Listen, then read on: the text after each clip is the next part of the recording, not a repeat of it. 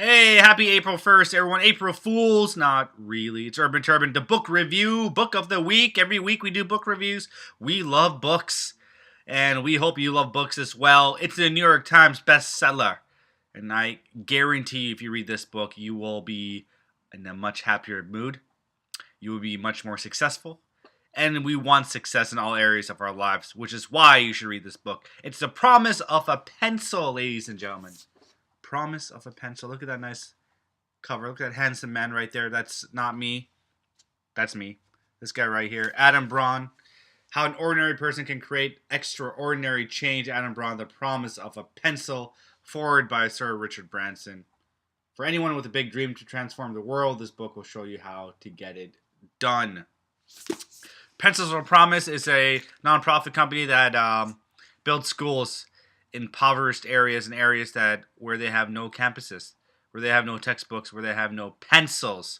So far, they have built over 200 schools. They have taught over 20,000 students, and they have logged in over 15 million. That's right, kids. 15 million hours of teaching. 200 schools, 20,000 students, 15 million hours of teaching. A phenomenal book, a very easy to read book. Nice little cover there. Nice little cover. And ends great. And I highly recommend you get it. I can't recommend this book enough. So let's talk about the 3 things. I wrote down 3 things that this book has taught me. And 3 things that this book will teach you. Let's see where that is. Okay. 3 things this book will teach you. Number 1. It's going to teach you a lot of things. But I'm saying the 3 things that I really, really like. Okay. Number 1, you are never too poor to start a company. You are never too poor to start a company. Do you know how much it took to start this Pencil of Promise?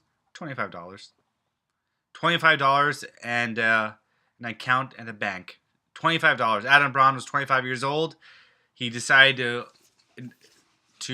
put $25 into the bank, thus starting Pencils of Promise with only $25. Now, years later, it's world known. Now, over 20,000 students have been taught. 20,000 students have been taught. And that only took $25. So don't ever say you have no money to start a company. You can start a company right now. Don't ever say you're too young to start a company. He was only 25 years old. Don't let anyone tell you you can't start a company. You can do anything you want to do.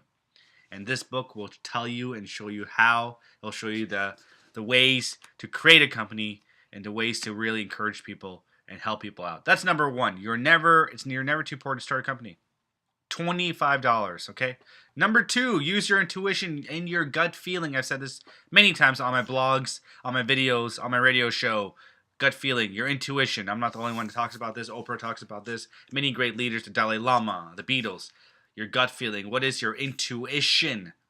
Your gut feeling is. Listen, he had a couple things to do in life. I mean, Adam Braun was working at Bain Capital. He was making good money, 6 figures, and his gut feeling told him to go and create Pencils of Promise. He was offered a job, a $1 million job, to be CEO of a startup company. He was given venture money from his dad's friend. He decided not to take that job. He decided instead, because of his gut feeling, his intuition, to stay with Pencils of Promise. Go with your gut feeling. His gut feeling also was he decided to go to a semester at sea. Almost died at semester at sea. You'll find that out in this book.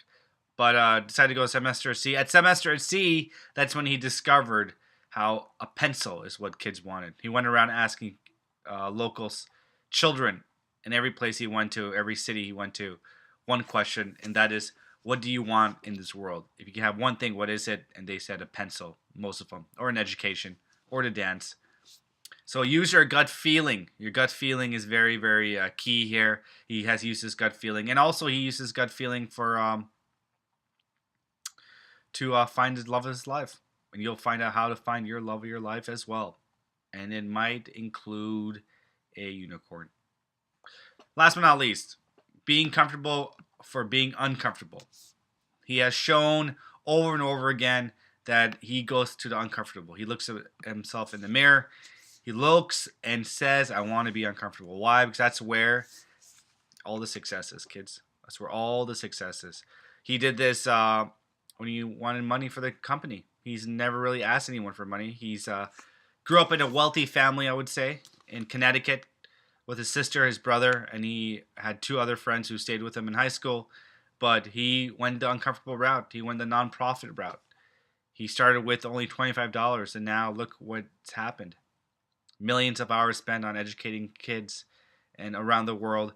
But being an entrepreneur and doing the nonprofit, you have to. It's an uncomfortable situation to be in. And leaving Bain Capital, making six figures, is an uncomfortable situation to be in. And so he's done it over and over again, traveling alone, going to India. He went to India, so namaste there. He went to southern India, and he went to the Ganges River. You'll find why he went there and why he wanted to go pray there. You'll find out about his grandmother and the uncomfortable situation she was in, leaving the concentration camps, and how he named his first school after his grandmother. Great book overall. So 3 lessons you need to learn. Once again, first lesson, you're never too poor to start a company. Only $25 he started this company.